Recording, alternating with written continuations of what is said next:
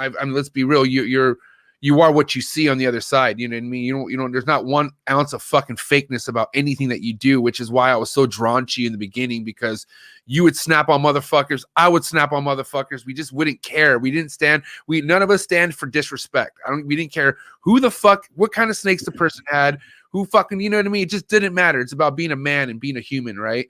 And anyway, so I mean, that's you showed me how real shit was, and then, you know, like I said, you represented a lot of things that I was brought up around, you know, like the whole, you know, the way you love your country, how you fought for this country. What were you in the Marines, the Army? What did you join back? And then let's talk about what year this was too, if you don't mind. Yeah, I wasn't a boot, and the only people that will understand that term is a Marine. So I wasn't a boot. I was a United States Army Airborne Ranger, recognizing that I volunteered as a ranger, fully knowing the hazards of my chosen profession. I always endeavored to uphold the prestige, honor, and high esprit de corps of my ranger regiment, acknowledging the fact that a ranger is a more elite soldier who arrives at the cutting edge of battle by land, sea, or air. I accept the fact that my country expects me to move further, faster, and fight harder than any other soldier. Never shall I leave a fallen comrade to fall into the hands of the enemy. That's part of my Ranger creed. That keeps on going, but I don't want to spend 2 hours just doing the Ranger creed. Thank you so much for that, by the way. I'm gonna if my dad's not here, he's gonna be pissed I didn't invite him to this. But Jesus, that was amazing. Thank you for doing that. That's a great thing about YouTube. It'll be here forever. That's what I said to my wife this morning. This documentation will be here forever, right? Yes, God bless, man. This is awesome. So these colors right here, yes, those colors right there are everything to me. You know, they make me want to cry. Yeah. That's why I wear them on my skin. A lot of people that I know are dead.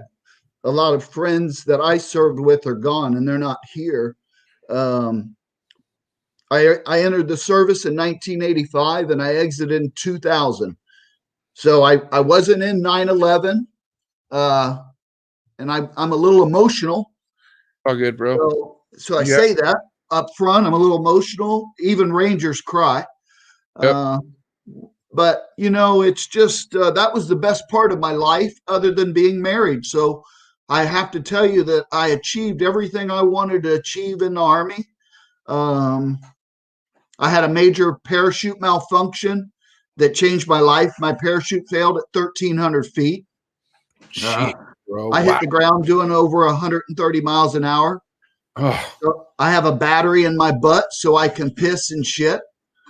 I have a battery in my chest and a wire and 3 holes that were drilled in the back of my head, and I have a deep brain stimulator.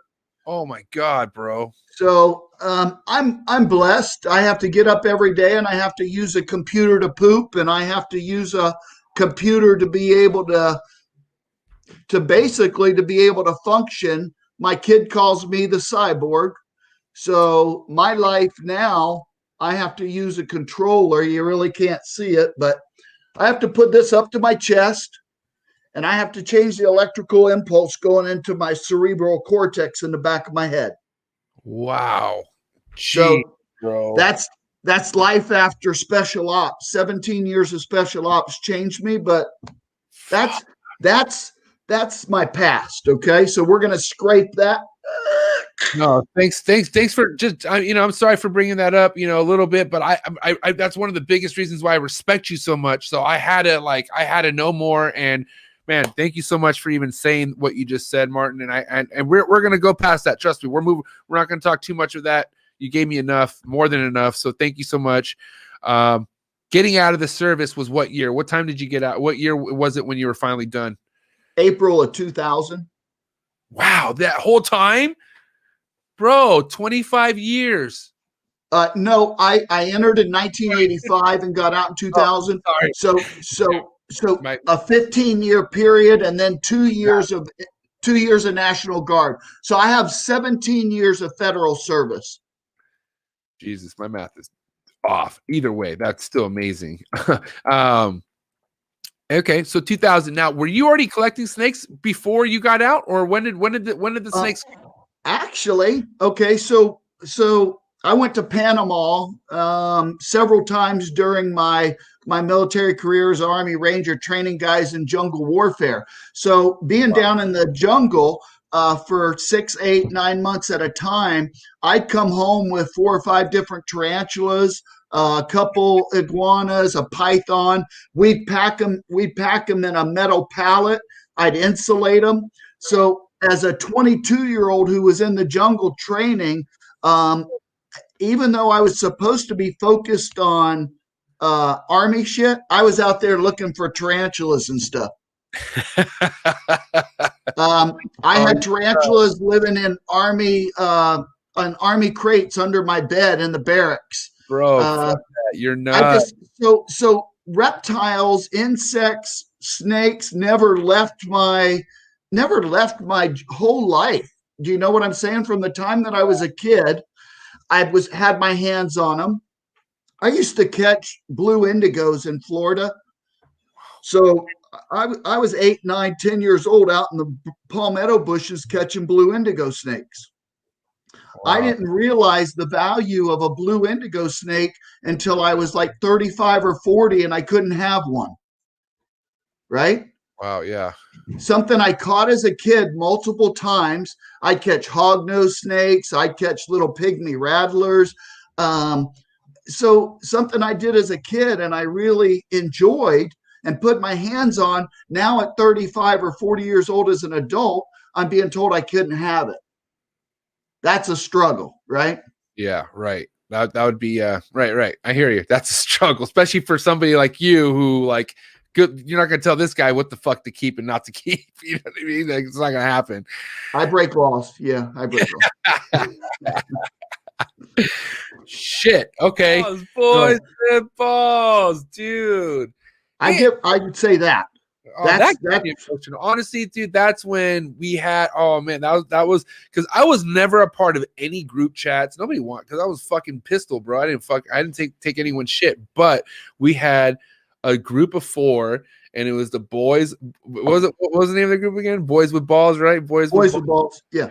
And we had a couple mentors at that point, but there was one mentor, bro. There was one motherfucker, one main motherfucker. To this day, still a mentor. Yep. Still this day, a big homie. To this fucking day. Love him a lot. I love him a lot. And he's a secret guest, bro. Here he is, Chris Searstry from Ball Pythons 101 in the motherfucking house. What is good, Chris? Hey, I'm getting teary-eyed with just listening to you guys. Man, I appreciate you guys having me on. It's awesome to see you guys in the same room together. It's been a long time. 3 years, but good 3 years, going on probably about 4 years, going on the 4 years now of us knowing each other. And this is when fuck, I was asking Chris on how posting advice and shit like that. Jesus, man, I didn't even know what hashtags were. Chris actually followed me when I had a private account. And I remember, bro, I didn't even know about hey, how about you go on private? I think it was you, Chris, how you said if you unblock your account, you'll get a lot more likes. Or I think pretty sure that was you who told me that. And I was like, really? Okay. And as soon as I did that, all these fucking ball python people, reptile people started coming to my page, bro. So this is the motherfucker who put Martin on from day one, bro. So day one. How am I not going to bring you on this? It's the most fitting thing to do. I appreciate you guys having me on, man. I'm so proud of you too. I really, Thanks. I've really evolved in the last year to kind of just shut my mouth and listen to other people. And I've been nothing but inspired to see everybody blossom. How do I turn up volume? Is it hard to hear me? I got the wife working on it for me. You go ahead. Okay.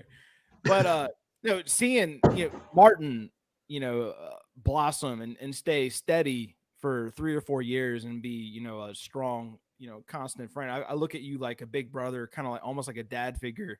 Like, it's one of the most beautiful things about this hobby is meeting so many people that have different walks and paths in life. The cool thing is the common thing is these animals, and it brings us together. So it's really beautiful. And I don't really have a whole lot to add to all that, because I don't know, it really kind of got me teary-eyed and brought me back. And I've really kind of been a nostalgic type of mentality the last few months, and I'm just soaking it in, and like I'm glad to even just be a part of it. And